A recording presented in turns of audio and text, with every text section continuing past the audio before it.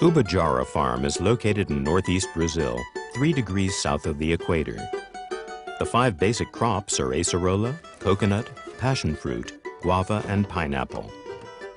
The main crop is acerola cherries, one of the highest yielding plants for vitamin C in the world.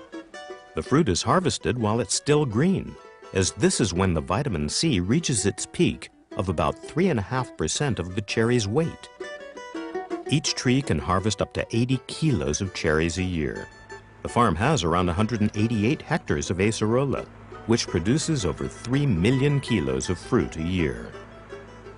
After picking, the fruit is immediately taken to the farm's own juicing operation, where it concentrates the acerola juice by 300%, ready for shipment to Nutrilite's facilities in Buena Park, California. Richard Charity is Nutrilite's farm development manager. The farm was selected because of its altitude and moisture, but it derives from a sedimentary, sandy condition, which made the original fertility very low.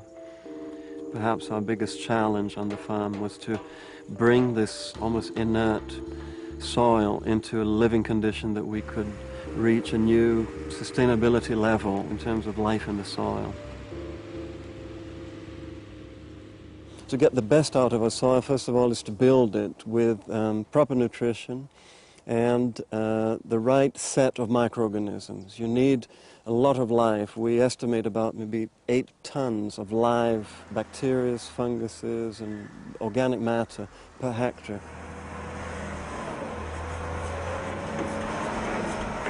Ubajara is now almost self-sufficient regarding its soil fertility.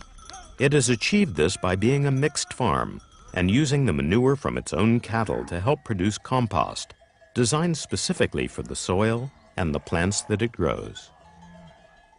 I think biodynamics expands the principles of organic farming in that it organizes all its different elements so that in the end, ultimately, these elements start working and supporting each other.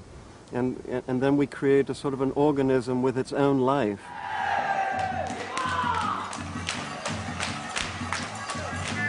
Biodynamic agriculture also looks at the farm as being an entire whole, and suddenly the human being is part of it.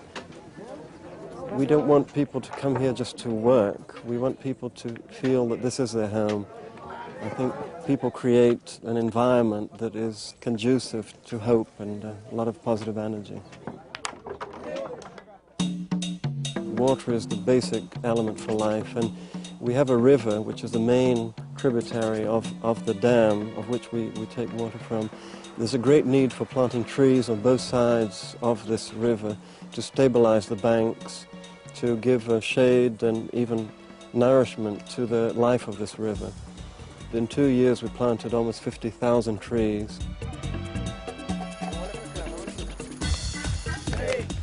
Brazil is the country of soccer, so today we have 5 soccer teams on the farm, one of which is professional and represents us in local contests with other communities.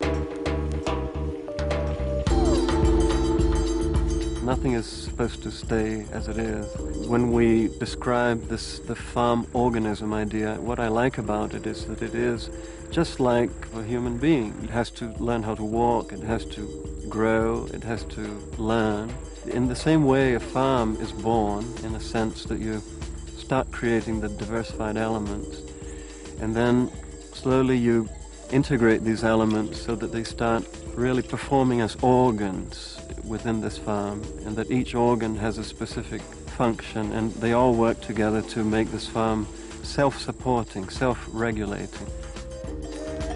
The vision for Nutrilite farming practices is to continue going beyond organic principles, to become truly biodynamic in all our activities, to create an example that will lead to the development of responsible, sustainable farming that positively benefits our world through both its produce and its system of operation.